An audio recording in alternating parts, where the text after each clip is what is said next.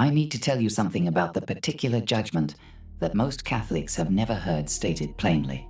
At the moment of your death, not the general judgment at the end of time, not a tribunal with argument and deliberation, but in the split second that the soul separates from the body, you will know your eternal destination. Not because God announces a verdict, not because a sentence is read to you by a celestial court, not because some external authority pronounces you lost or saved. You will know because you will see yourself, for the first time, completely, without the mercy of confusion. The soul freed from the body is also freed from every mechanism it used, consciously and unconsciously, to avoid the full weight of its own spiritual condition. Every partial view, every excuse that felt plausible at the time, every story you told yourself about why the sin wasn't really that serious, why confession could wait another week, why God would surely understand, every carefully maintained distance between what you did and what you knew, in the quietest part of yourself that you were doing, all of it stripped away, simultaneously, instantly. And in that moment, the soul does not rebel against the judgment. It agrees with it, because for the first time, it sees what God always saw. And the recognition is complete. That agreement, the will's own yes to the sentence, is what Padre Pio described when he warned the souls in his confessional about the stakes of dying in unconfessed mortal sin. Not a frightening story to manipulate the penitent. A description of a spiritual mechanism he had encountered in his mystical gifts with a directness most of us will not face until we are standing in it. My name is Raymond. I spent 35 years teaching Catholic theology in Covington, Kentucky. For most of that time, I taught the particular judgment as a doctrine, a truth to be affirmed, a category on a catechism exam. Then I started reading Padre Pio's actual letters, and then I attended a lecture series by Father Chad Ripperger on death, judgment, heaven and hell, and a doctrine became a reality I had spent 35 years carefully not fully thinking about. Stay with me, because what I want to give you tonight is not a lecture on eschatology. It is something more urgent than that. I want to tell you what happens in the moment the soul realizes it is damned, the mechanism of it, the theology behind it, what Padre Pio witnessed in 50 years of confessing souls who were, in many cases, walking toward that moment without knowing it, and what Father Ripperger identifies as the convergence that makes it irreversible. And then I want to give you what to do tonight, not as a fear exercise, as the same practice Padre Pio himself performed every single night of his life. Let me start with the theological architecture, because without it the rest of this doesn't make sense. The particular judgment is not forensic. That word matters. Forensic means external. A courtroom is forensic. Charges are read, evidence is presented. A verdict is rendered by a judge who is separate from the accused. That is not what happens at the particular judgment. What happens is ontological. The soul, separated from the body, loses the one thing that made self-deception possible on earth: time, the temporal buffer, the capacity to say to yourself, "Not yet, I'll address that later. God is patient. There is still tomorrow." That buffer exists because you are in a body, in a sequence of moments, and the consequences of your spiritual state have not yet arrived with full finality. Death removes the buffer. The soul, freed from the body, is also freed from every limitation the body imposed on knowledge. St. Thomas Aquinas in the Summa Theologica is explicit. The separated soul knows with a clarity that approaches the clarity of an angelic intellect. It sees its own spiritual condition with the same kind of immediate, complete apprehension that it could not achieve while still living in time. The Catechism of the Catholic Church, paragraph 1021, states it without elaboration. Each person receives their eternal retribution in their immortal soul at the very moment of death, in a particular judgment that refers his life to Christ. The very moment of death, not after, not following a waiting period, the very moment. And St. Robert Bellarmine, writing in The Art of Dying Well in 1619, documented what the fathers taught about why the particular judgment happens this way. He wrote that the damned soul feels itself already condemned before the sentence, because the knowledge of grace absent and merit absent arrives simultaneously with the separation of the body. The soul, he wrote, knows its own account more perfectly than any external judge could render it. The soul knows its own account more perfectly than any external judge could render it. That is not poetry. That is the theological mechanism. And it is why Padre Pio spent 50 years of his life as a confessor with a level of urgency that people who never sat across from him in that box found difficult to understand. He had encountered this mechanism not theoretically, but through his mystical gifts from the other side. Now I want to give you what Padre Pio himself said, because the documented letters and testimonies are specific in a way that most summaries of his teaching are not. In a letter to Father Benedetto Nardella, dated October the 4th, 1910, found in Epistolario Volume 1, Padre Pio wrote about the soul's self-knowledge at death as a light that neither deceives nor permits deception. He said the soul that spent its life in partial darkness, and partial darkness was his phrase for the ordinary human condition of incomplete self-knowledge, suddenly sees every corner illuminated. And he called this not the beginning of judgment, but the end of the only mercy that existed on earth, the mercy of not yet knowing. Read that again. The mercy of not yet knowing. On earth, God allows a certain dimming. The full weight of the soul's spiritual state is not revealed to it simultaneously, because, as Augustine teaches in The City of God, that weight would be crushing, not redemptively so, but simply crushing, in a way that would make repentance impossible rather than likely. God withholds the full mirror in order to make conversion possible, in order to give the soul time to turn, one piece at a time, toward what it actually is and what it actually needs. That mercy ends at death.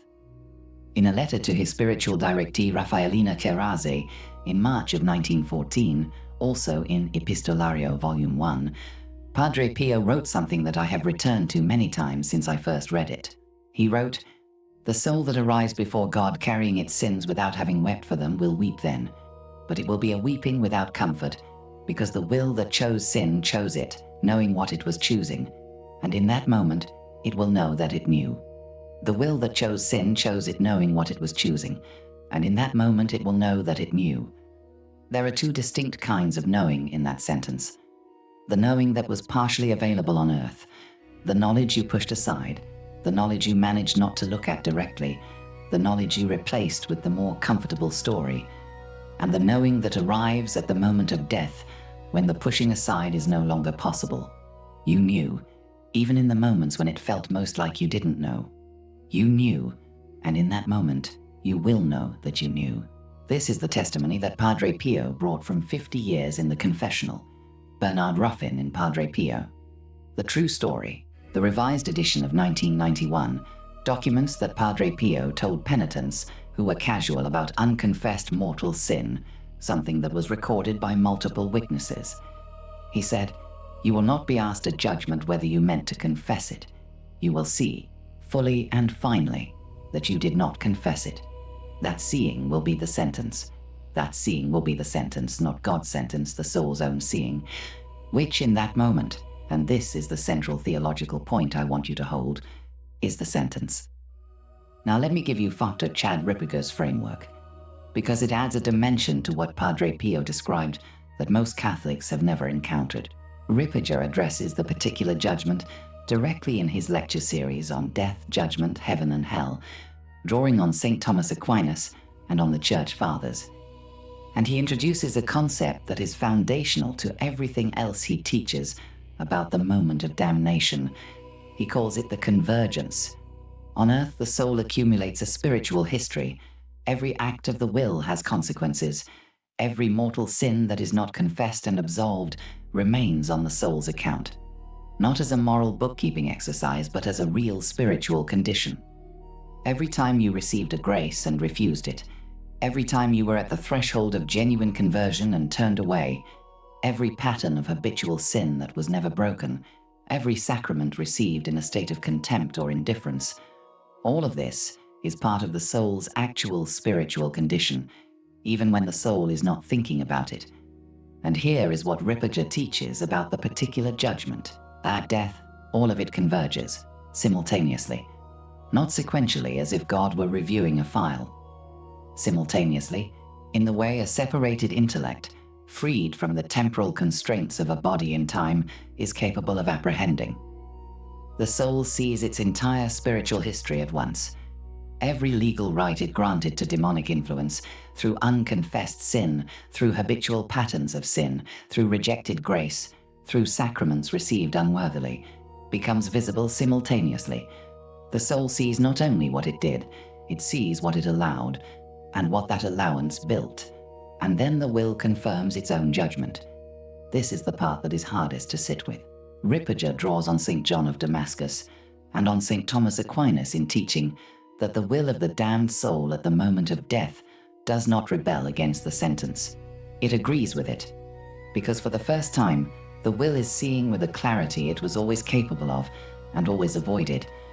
And when it sees with that clarity, when the mercy of partial self-knowledge is finally withdrawn, the will recognizes the truth of its own history, not with remorse that can be remedied, with the permanent knowledge of what it chose. This is what Ripperger describes as the most specific and terrible feature of the realized moment. The damned soul's eternal accusation is not made against God. It is made against itself. I knew, I always knew, I chose not to know. Not God's indictment, the will's own testimony. The very capacity for self-deception that was exercised on earth becomes, at death, the capacity for absolute self-knowledge. The same faculty that enabled the avoidance on earth enables at death the complete recognition. There is no surprise at God's verdict. There is the horror of recognition. The soul recognizes itself in the light that neither deceives nor permits deception. And in that recognition, the sentence is not imposed from outside. It is acknowledged from within. Now I want to give you a data point that stopped me cold when I first encountered it.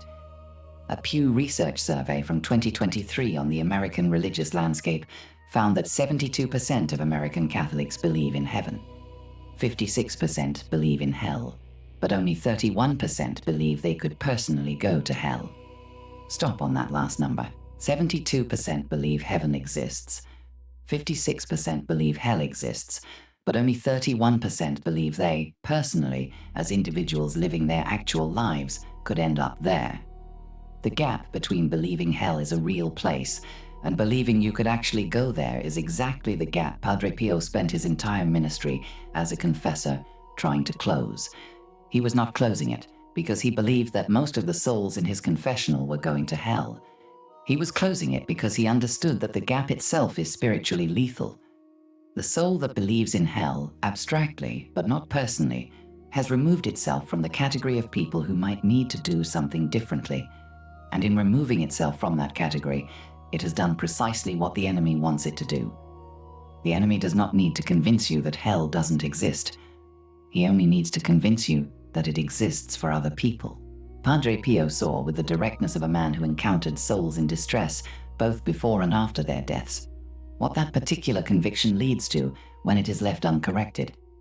He saw it lead to the confessional negligence, the pattern of unconfessed mortal sin maintained over years, the systematic avoidance of the sacrament of penance, the habitual sacrilege of receiving communion in a state of grave sin, that constituted the most common spiritual emergency he encountered in 50 years of confessor work. And he wept. There is something I have been carrying for a long time. I'll be honest. I wasn't sure I should share this. I don't know that I've ever said it fully, even to myself. In 2008, I was still teaching. I had a student in the junior class. I'll call him Vincent. He was not a difficult student. He was not a bad kid.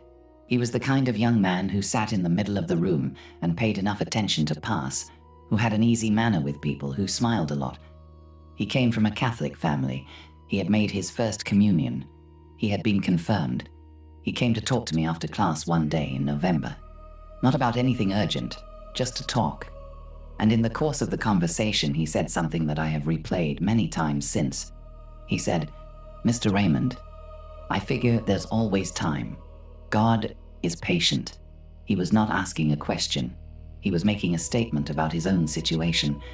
He was telling me in the casual tone of someone reporting something that had already been decided that he was not in any particular hurry to take his faith seriously, because the window was open and it would remain open. I said something about the sin of presumption. I gave the theological category. I quoted something. I do not remember exactly what I said. I know it did not cut through. Vincent graduated. He moved away. I heard from him occasionally through the parish network. Then I heard from another former student years later that Vincent had been killed in a car accident at 34. Sudden. No preparation. No prior indication. Tuesday afternoon, an intersection, and then nothing. I do not know where Vincent's soul is. I do not claim to know. The mercy of God is real, and it is not constrained by my categories. But the question that has followed me since 2008 is not whether Vincent is in hell. I don't know that, and I can't know it. The question is what I said to him that day when he told me there was always time. I gave him the theological category. I did not give him what Padre Pio would have given him. I did not tell him about the exact moment. I did not tell him about the light that neither deceives nor permits deception. I did not tell him about the soul's agreement with its own sentence. I did not tell him about the convergence, about how, in the split second of death, everything the soul has been carefully managing not to know about itself arrives simultaneously, and the will finally sees with the clarity it was always capable of. I told him the word for the sin. I did not give him the weight of what the sin actually pointed toward. That question, what if I had told him about the moment itself? Not hell as a theological category, not presumption as a doctrinal label, but the actual experience, as Padre Pio described it, of the soul seeing itself for the first time and knowing. That question is why I cannot let a conversation about death and judgment pass without naming it directly, not to produce terror, to close the gap. Vincent believed in hell. He believed in God's patience. Both were true in his mind. The only gap was the one the enemy needed. He did not believe that the moment could arrive at 34 on a Tuesday afternoon, without warning. I did not give him what Padre Pio gave the people in his confessional, and I do not know what difference it would have made. Now, let me tell you what Father Ripperger teaches about the moment itself, because there is a dimension of his framework I have not yet given you, and it is the most practically important. Ripperger teaches that the particular judgment involves not only the soul's self-knowledge, but the complete revelation of every legal right that was granted to demonic influence over the course of a lifetime. On earth, the soul lives with these legal rights without fully seeing them. It knows that it has patterns of sin. It may confess some of them inconsistently, with varying levels of specificity. It may have entire domains of its spiritual history that have never been brought into the confessional with genuine honesty. And it lives with this condition in a state of managed unawareness. Not exactly ignorance, not exactly knowledge. The comfortable middle ground, the mercy of partial self-knowledge makes possible. At death, that comfort ends. Every legal right becomes simultaneously visible. Every unconfessed mortal sin, every pattern of habitual sin that was acknowledged in general, but never confessed specifically. Every sacrament received in a state of contempt or grave sin, every grace refused, every invitation to conversion declined, all of it visible at once, all of it part of the soul's account, all of it in the full light that neither deceives nor permits deception. And the will, freed from the body and from every mechanism of avoidance the body made possible, looks at the complete account and agrees. Ripperger documents, in multiple exorcism cases from his pastoral ministry, that demons compelled to speak under the authority of the Church's rite of exorcism have testified consistently about this convergence. Under compulsion, in what Ripperger takes as evidence from the enemy's own side, they describe the damned soul at the moment of death seeing all legal rights it granted everyone, and being unable to deny them because they are its own acts. Unable to deny them because they are its own acts. This is the specific horror the fathers described as weeping without comfort. Not the weeping of someone protesting an unjust sentence.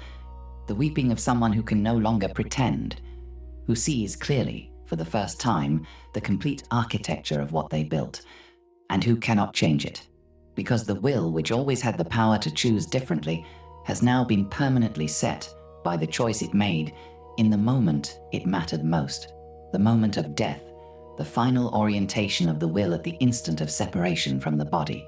Ripperger draws on St. Augustine and on St. Thomas to teach that the will of the damned is not kept from God by God's refusal.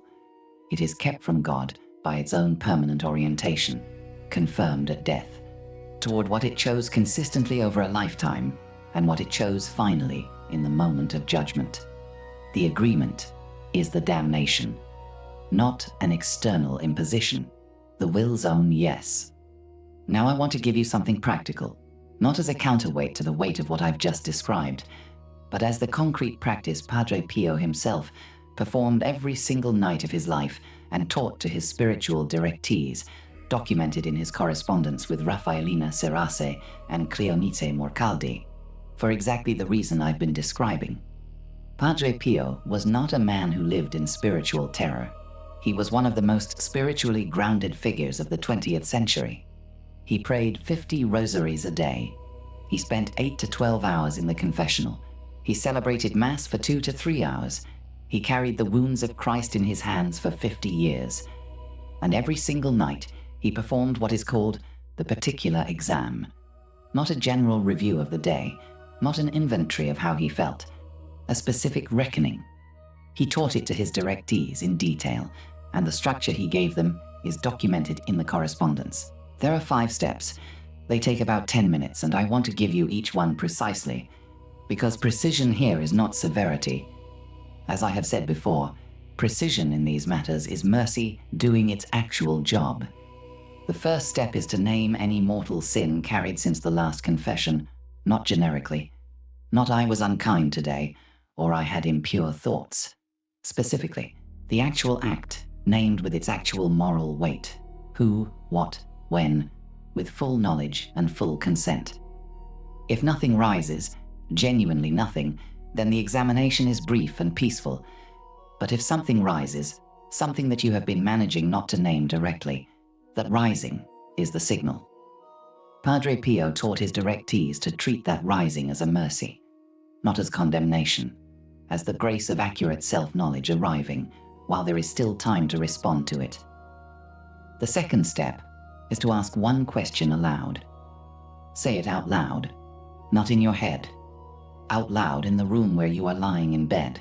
The question is, if I died tonight, would I recognize my own damnation? Do not use that as a terror exercise. Padre Pio's directees were taught to use it as a diagnostic, the same way a physician asks a patient about symptoms not to frighten them, but to locate the condition accurately. The question is not, am I damned? The question is, if the moment came tonight, without warning, would the soul that separates from this body in this room recognize the account it is carrying as an account that leads to damnation? The answer that comes is the answer the soul already knows. The third step, if the answer is yes, if there is a mortal sin being carried, is to make the act of perfect contrition immediately. Not to substitute for confession, not as an alternative to the sacrament, as what Padre Pio called the lifeline between the known and the unknown moment. The act of perfect contrition, made with genuine sorrow, sorrow motivated not by fear of hell alone but by love of God offended, places the soul in a state of grace sufficient for the moment of death, if that moment were to arrive before sacramental confession is possible. It does not restore what the sacrament restores. It does not revoke the legal rights the sin established, but it closes the gap between the soul's current state and the mercy of God in the way that nothing else available to the layperson before confession can close it. The words are these: "O my God, I am heartily sorry for having offended thee, and I detest all my sins because I dread the loss of heaven and the pains of hell, but most of all because they offend thee, my God, who art all good and deserving of all my love. I firmly intend, with thy help, to sin no more and to avoid the near occasions of sin. Amen." Padre Pio called this prayer the emergency medicine. He was specific about what that means.